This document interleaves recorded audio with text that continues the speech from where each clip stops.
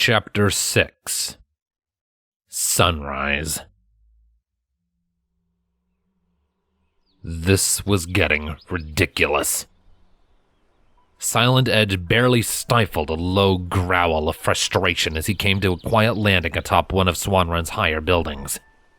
The streets were slowly becoming visible as the sun rose on the horizon, its golden rays somewhat smothered by the leftover rain clouds that stretched across the horizon. Despite that limited light, though, the world sparkled and shimmered with the still freshly fallen moisture. It was quite a particularly dreary scene. None of that mattered to him, though. Primrose had gotten away for the umpteenth time, and Scarlet, one of the only ponies Silent had ever deemed fit to call a friend, was now openly opposing him. He'd been scouring the streets for hours while his comrades scouted out the surrounding countryside. Alas, the darkness of the night and the rainfall had done wonders to obscure their vision. Even if one of them had gotten close to her, they very well could have easily missed her. He wasn't able to keep in his growl this time, one of his hooves scraping along the smooth stone roof in a display of agitation. "Why, Scarlet?" he whispered to himself, his mind focusing in on the mare in question, and how adamant she had been when she stood against him. "Why did you do it?" It didn't make any sense to him. He knew her, or at least he thought he did. The Scarlet Frost that he had fought alongside was practical and pragmatic, never one to stick her muzzle where it did not belong. So why, then, had she decided now of all times was a suitable moment to involve herself in an event that had frankly nothing to do with her? His mind drifted back to the moment she had first put herself between him and Primrose. She had been so adamant in her resistance, refusing to budge an inch without information she was not at all permitted to have. And then, despite how rusty and out of practice she was, the ferocity she had fought with when the battle began was on par with how she had been on the battlefield all those years ago. And again, the question remained.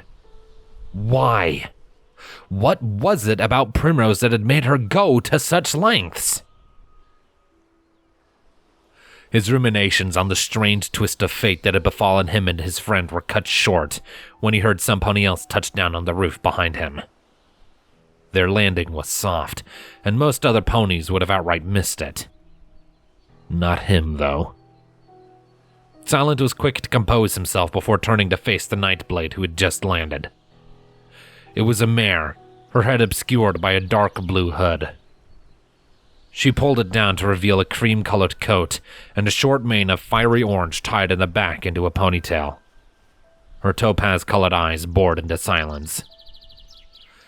"Sir, I've come to report," she declared simply. Silent nodded, facing her fully and putting all else aside for now. His duty had to come first. "I am listening. Did you find them?" The mare closed her eyes and lowered her head in an apology. "I'm afraid not, sir. The targets have managed to slip away. We were able to find some tracks on the beach, but between the rain and the rising tide, we were unable to track them for very far before they blended back into the sands. The others are continuing their sweep right now, but I fear we may be wasting our time."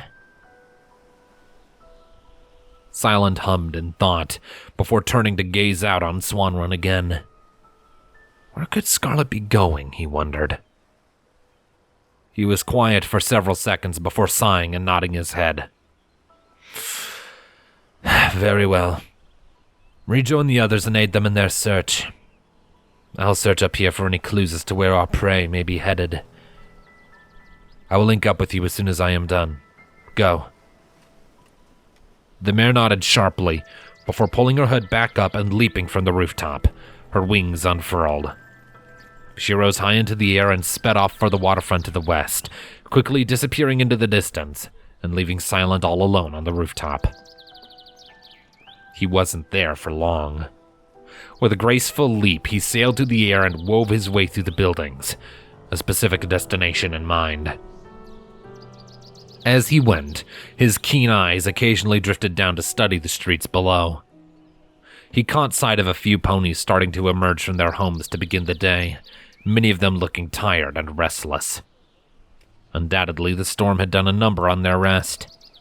Some glanced up at him in curiosity as he sped by, but none took much of an interest. Silent pulled his attention away from the commoners and focused on his flying. Soon enough, his destination came into view. With an easy descent, his hooves lightly touched down on the street just outside of Scarlet's home. The front door was standing ajar, swinging gently and creaking in the gentle morning breeze.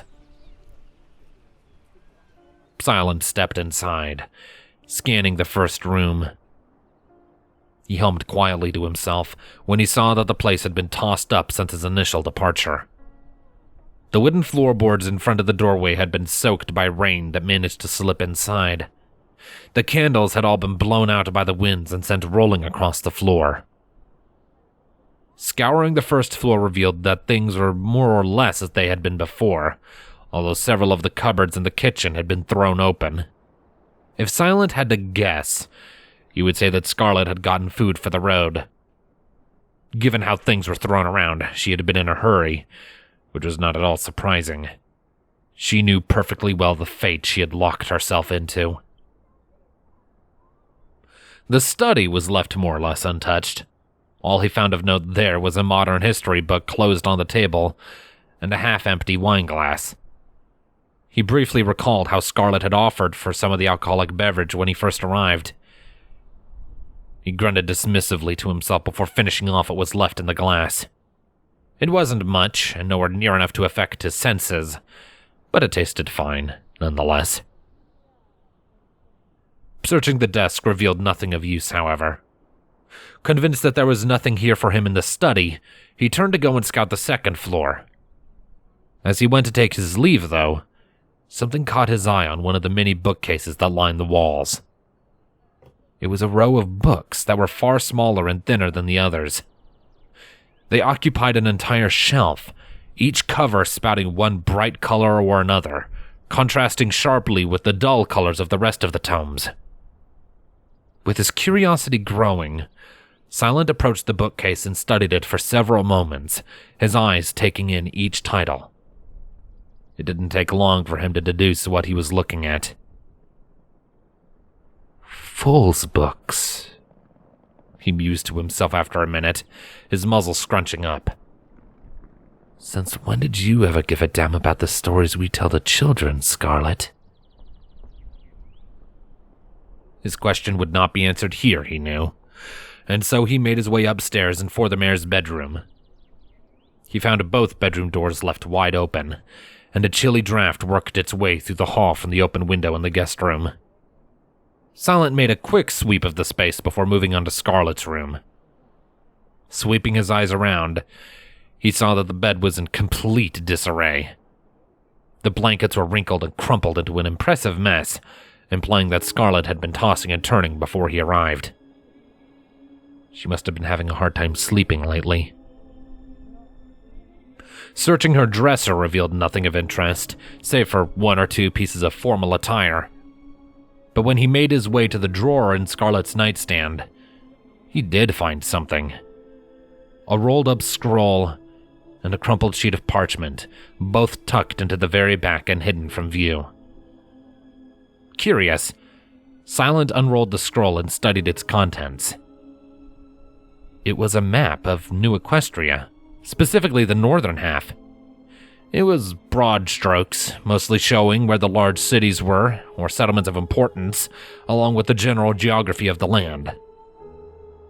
Interestingly, there was a line drawn in red ink that connected Swanrun and the city of Shimmervale that followed the main highway. Silent pondered that for a moment before moving on to the crumpled parchment. Unraveling it, he was taken aback to find that it was a note. To be more precise, it looked to be a page from a journal that had been unceremoniously torn from its bindings. There were several spots where some kind of stain marred the page, blurring the ink and obscuring some of the words. Nevertheless, Silent read it. We'll be leaving for Shimmervale in a few days. I will be honest, the prospect of seeing him again is making me more than a little uneasy. After so many years without contact, and with the news I need to bring him, I can't help but wonder if he'll take it well.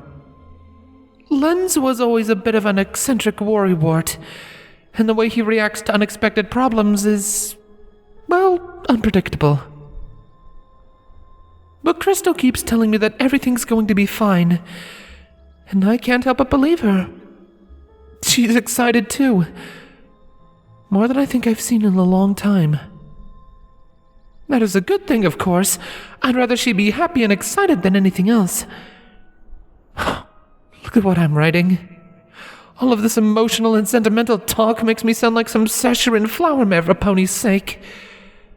But I cannot deny that I am happier like this.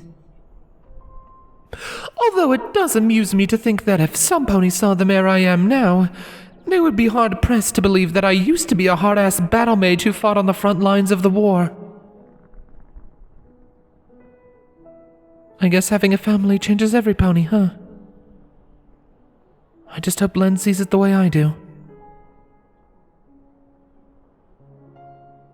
Silent was quiet for several minutes as he soaked in the words on the page, the gears turning in his head. His eyes then shot up to look at the date at the top of the entry. It had been written over 3 months ago. I see. Lens, is it? That makes sense. He muttered to himself, before slipping the note and the map into one of his pockets and taking his leave from the house. As he stepped out and closed the door behind him, he couldn't help but smirk somewhat with pride. Scarlet's actions made a little more sense to him now, even if they were ultimately foolish and inevitably futile.